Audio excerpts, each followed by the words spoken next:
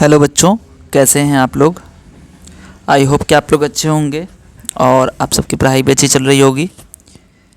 अभी हम लोग करने वाले हैं क्लास 6 की सिविक्स की किताब का एक चैप्टर है व्हाट इज़ गवर्नमेंट, यानी कि सरकार क्या है, हुकूमत क्या है। ठीक है, तो इसके हम बहुत ही ज़्यादा इम्पॉर्टेंट क्वेश्चन जो हैं उनको हम लोग अभी डिस्कस करेंगे।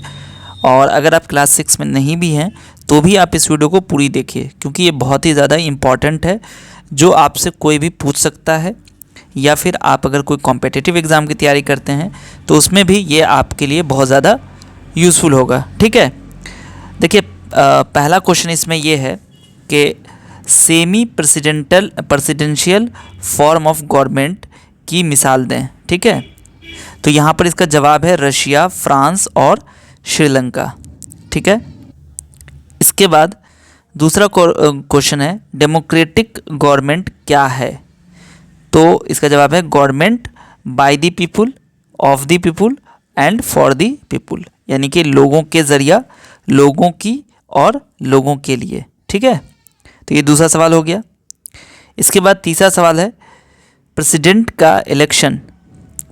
के इलेक्शन का झगड़ा कहाँ रेफर होता है, यानी कि अगर प्रेसिडेंट के इलेक्शन में कोई डिस्प्यूट हो गया है तो वो कहाँ जाता है, तो वो जाता है सुप्रीम कोर्ट। ठीक है, इसके बाद अगला क्वेश्चन है मोनार्की का क्या मतलब है। तो मोनार्की का मतलब क्या होता है, रूल बाय किंग और क्वीन, यानी कि राजा या रानी के ज़रिए शासन जो होता है उसको मोनार्की कहा जाता है। इसमें भी दो तरह की मोनार्की होती है, एक होती है एब्सोल्यूट मोनार्की भी होती है और कॉन्स्टिट्यूशनल मोनार्की भी होती है। ठीक है, चलिए इसके बाद आते हैं मोनार्की में किंग या क्वीन किस चीज़ को चलाते हैं, किसको चलाते हैं, गवर्नमेंट को चलाते हैं। ठीक है, इसके बाद है इंडिया का प्रेसिडेंट कितने साल के लिए चुना जाता है, 5 साल के लिए चुना जाता है।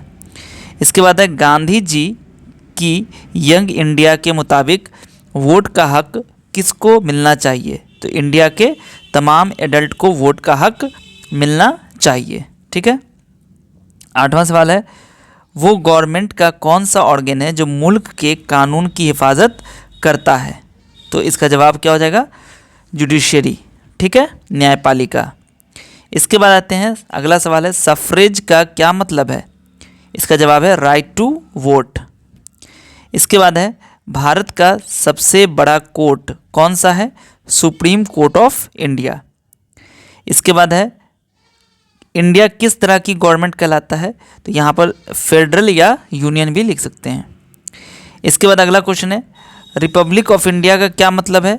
ठीक है, यहाँ पर सिर्फ इस वर्ड का लिटिल मान ही पूछा गया है, रिपब्लिक ऑफ इंडिया। ठीक है, अगर पूछा जाए रिपब्लिक ऑफ इंडिया से क्या समझा जाता है तब तो अलग चीज़ लिखेंगे, लेकिन यहाँ पर रिपब्लिक ऑफ इंडिया का मतलब हो गया कि 28 स्टेट और 7 यूनियन टेरिटरीज पर मुश्तमिल, यानी कि बेस्ड गवर्निंग अथॉरिटी है, जिसे रिपब्लिक ऑफ इंडिया कहते हैं। उसके बाद है कोलकाता के बाद इंडिया का कौन सा शहर मेट्रो रेलवे स्टार्ट करने वाला बना, कौन सा है, न्यू दिल्ली। इसके बाद है डेमोक्रेटिक कंट्री में गवर्नमेंट को फैसला करने का इख्तियार कौन देता है, मुल्की लोग जो वहाँ के सिटीजन होते हैं इलेक्शन के ज़रिए ये इख्तियार, ये पावर देते हैं। ठीक है, इसके बाद है मोनार्की एक किस्म का क्या है, तो एक किस्म की ये गवर्नमेंट है। ठीक है, उसके बाद है बैलेट पेपर क्या है, तो एक पेपर जिस पर इलेक्शन में हिस्सा लेने वाले उम्मीदवारों के नाम लिखे होते हैं। इसके बाद है लोकल लेवल पर गवर्नमेंट का क्या मतलब है, जो गवर्नमेंट गांव, शहर या इलाके का काम देखती हो उसे हम लोग लोकल लेवल गवर्नमेंट कहते हैं। ठीक है, इसके बाद है बैलेट पेपर पर उम्मीदवारों के नाम, पार्टी के नाम और सिंबल्स दिए होते हैं, ये सही है या गलत, तो ये सही है। इसके बाद है गांव में हेल्थ वार्डन्स क्यों अपॉइंट होते हैं, तो इसका जवाब है गाँव वालों को हेल्थ केयर फैसिलिटी देने के लिए। इसका बाद अगला क्वेश्चन है गवर्नमेंट के हर कानून को कौन फॉलो करेगा, मुल्क में रहने वाले लोग जो वहाँ के सिटीज़न होंगे। इसके बाद है यूरोप और यूएसए की औरतें इलेक्शन में किस चीज़ के लिए स्ट्रगल कर रही थीं, तो इसका आंसर होगा राइट टू वोट। इसके बाद है सवाल वोटर लिस्ट क्या है, ये उन लोगों की लिस्ट है जो वोट डालने के लिए एलिजिबल हैं। इसके बाद है यंग इंडिया का ऑथर कौन है? तो इसका जवाब है महात्मा गांधी। इसके बाद है प्रेसिडेंट अपना रेजिग्नेशन किसको सबमिट करता है? तो इसका जवाब है वाइस प्रेसिडेंट को। उसके बाद है पब्लिक हेल्थ केयर सिस्टम कौन चलाता है? तो इसका जवाब हो जाएगा गवर्नमेंट। इसके बाद है अगला क्वेश्चन, ऐसी सिचुएशन जहां गवर्नमेंट ना हो उसे क्या कहते हैं? एनार्की कहते हैं। ठीक है।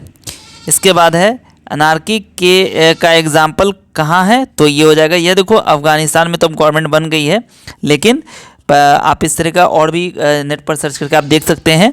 ठीक है, वैसे आप अफ़गानिस्तान लिख सकते हैं। अनार्की मतलब वहाँ पे गवर्नमेंट नहीं हो या उसका कंट्रोल नहीं हो। ठीक है। इसके बाद है अगला, डेमोक्रेसी में अल्टीमेट पावर किसके पास होती है? तो लोगों के पास होती है। इसके बाद है मोनार्की कहाँ पाई जाती है? ब्रिटेन में पाई जाती है। ठीक है। इसके बाद है 1000 रुपये का नया नोट को इंट्रोड्यूस करने का फैसला कौन सा गवर्नमेंट लेवल पर करता है?